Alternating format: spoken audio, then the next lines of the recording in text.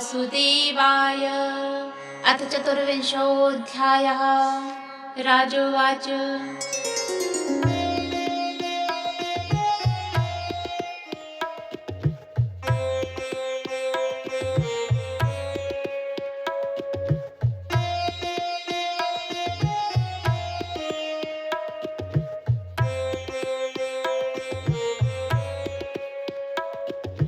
भगवन् श्रोतुमिच्छामि हरेरद्भुतकर्मिणः अवतार कथामाद्यां मायामत्स्य विडम्बनं यदर्थमदधाद्रूपं मत्स्यं लोके जुगुप्सितं तमः प्रकृति दुर्मर्षं कर्मग्रस्त इवेश्वरः एतन्नो भगवन् सर्वं यथावत् वक्तुमर्हसि उत्तमश्लोकचरितं सर्वलोकसुखावहम्। सूतवाच इत्युक्तो विष्णुरातेन भगवान् बादरायणिः उवाच चरितं विष्णोर्मत्स्यरूपेण यत्कृतम्। श्रीशुकवाच गोविप्रसुरसाधूनां छन्दसामपि चेश्वरः रक्षामिच्छस्तनोर्धत्ते धर्मस्यार्थस्य चैव हि उच्चावचेषु भूतेषु चरन् वायुरिवेश्वरः नोच्चावचत्वं भजते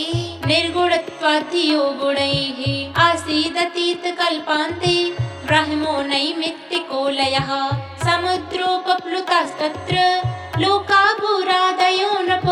कालेनागतनिद्रस्य धातुः शिशियसोर्बली मुखतो निःसृतान् वेदान् हयग्रीवोऽन्तिके हरत् ज्ञात्वा तद्दानवेन्द्रस्य हयग्रीवस्य चेष्टितं दधार शफरीरूपं भगवान् हरिरीश्वरः तत्र राजऋषिः कश्चिन्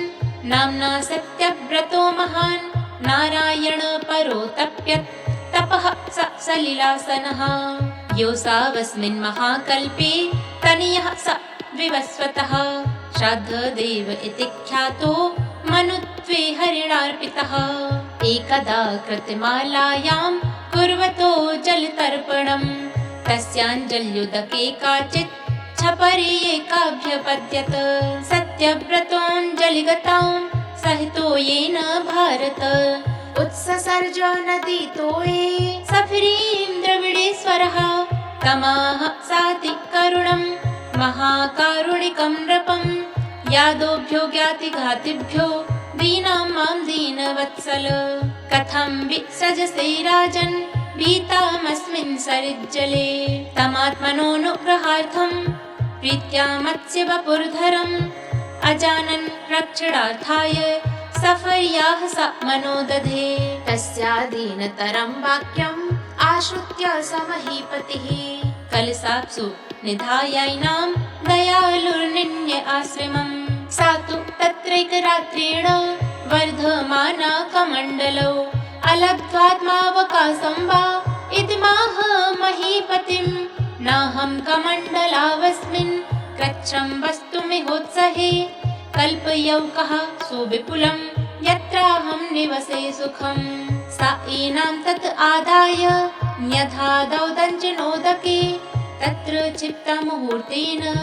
हस्तत्रयमवर्धत न मा एति दलं राजन् सुखं वस्तुमुदञ्जनं प्रथुदेहि पदं मह्यं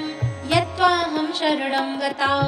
तत् आदाय सा राज्ञा क्षिप्ता राजन् सरोवरे तदा वृत्त्यात्मना सोऽयं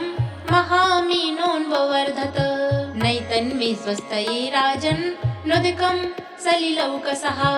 निधेहि रक्षायोगेन हृदये मामविदासिनि इत्युक्तः सुनयन् मत्स्यं तत्र विदासिनि जलाशये संवितं तं समुद्रे प्राक्षिपञ्जसं क्षिप्यमाणस्तमाहेद विह्मां मकरादयः अदन्त्यतिबलावीर मां नेहो स्रष्टुमर्हसि एवं विमोहितस्तेन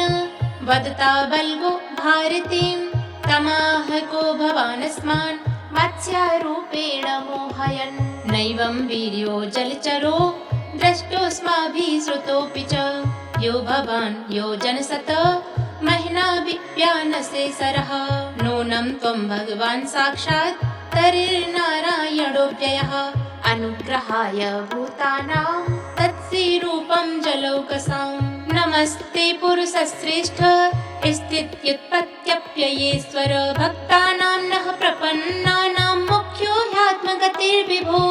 सर्वे लीलावतारास्ते भूतानां भूतिहेतवः ज्ञातुमिच्छाम्यदो रूपं यदर्थं भवता धृतम्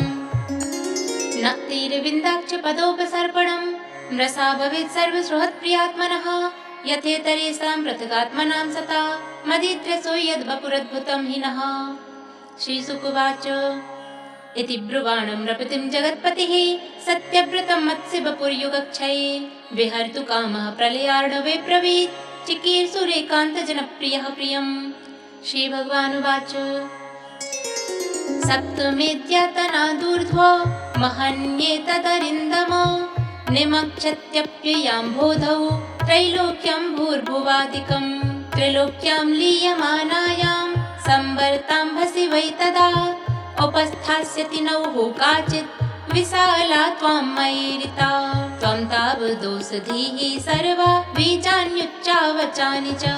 सप्तर्षिभिः परिव्रतः सर्वसत्त्वोपरहितः आरुह्य बृहतीं नावं विचरिष्यस्य विक्लवः एकार्णवे निरालोके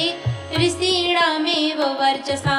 दोधूयमानां तां नावं समीरेण बलीयसा उपस्थितस्य मे शृङ्गे निबध्नीः महाहिना अहं त्वां रसभिः साकं सहिनावो मुदन्वति विकर्षन् विचरिष्यामि यावत् ब्राह्मीन् स प्रभो मदीयं महिमानं च परं ब्रह्मेति शब्दितं वेत्स्यनुगृहीतं मे सम्प्रश्नैर्विवृतं हृदि इत्थमादिस्य राजानं हरिरन्तर्धीयत सोऽन्वो वैच्छत् तं कालं यं हृषीकेश आदिशत् आस्तीर्यादर्भान् प्राकुलान् राजर्षिः प्रागुदङ्मुखः निःसाद हरिः पादौ चिन्तयन् मत्स्यरूपिणः ततः समुद्र उद्वेलः सर्वतः प्लावयन् महीं वर्धमानो महामेघै वर्षद्भिः समुद्रस्यत ध्यायन् भगवदादेशं ददृशे नावमागतां तामारुरोह विप्रेन्द्रै राधायौषधिविरुधः तमोचुर्मुनयः प्रीता राजन् ध्यायस्व केशवं स वै नः सङ्कटादस्मा दविताशं विधास्यति सोऽनुध्यातस्ततो राज्ञा प्रादुप्रासीन् महाणवे एकशृङ्गधरो मत्स्यो हैमोऽन्युत योजनः निबध्य नावं तच्छृङ्गे यथोक्तो हरिणा पुरा वरत्रेणाहिना तुष्टावो मधुसूदनम्। राजोवाच अनाद्य विद्योपहतात्मसंविदस्तन्मूले संसारे परिश्रमातुराः यद्विच्छयेवोपसृतायमाप्नुयुर्विमुक्तिदो नः परमो गुरुर्भवान् जनो बुधोऽयं निजकर्मबन्धनः सुखेच्छया कर्म समीहते सुखं यत्सेवया तां विधुनोत्यसन्मतिं ग्रन्थिं स विन्दाद्य हृदयां स नो गुरुः यस्सेवयाग्नेरिव रुद्ररोदनं पुमान् विजह्यान्मलमात्मनस्तमः भजेत वर्णं निजमेष सोऽप्ययो भूयात् स ईशः परमो गुरुर्गुरुः न यत्प्रसादायुतभागलेश मन्ये च देवा गुरवो जनाः स्वयं कर्तुं समेताः प्रभवन्ति पुंसस्तमीश्वरं त्वां शरणं प्रपद्ये अचक्षुरन्धस्य यथा गृणीः कृतस्तथा जनस्य विदुषो बुधो गुरुः त्वमर्कदृक् सर्वदृशां समीक्षणो व्रतो गुरुर्नः स्वगतिं बुभुत्सताम् जनो जनस्यादिशते सतीं मतिं यया प्रपद्येत दुरत्ययं तमः त्वं त्वव्ययं ज्ञानममोघमञ्जसा प्रपद्यते येन जनो निजं पदम् त्वं सर्वलोकस्य सुहृत्प्रियेश्वरो ह्यात्मा गुरुर्ज्ञानमभीष्टसिद्धिः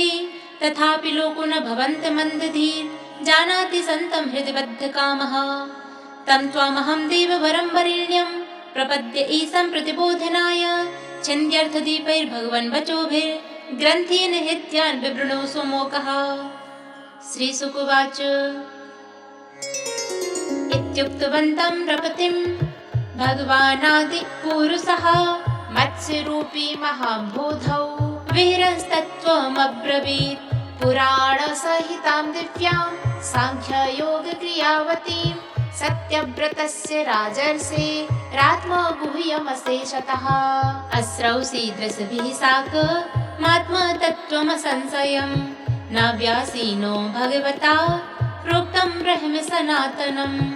अतीतप्रलयापाय उत्थिताय सवेधसे हत्वा सुरं हयग्रीवं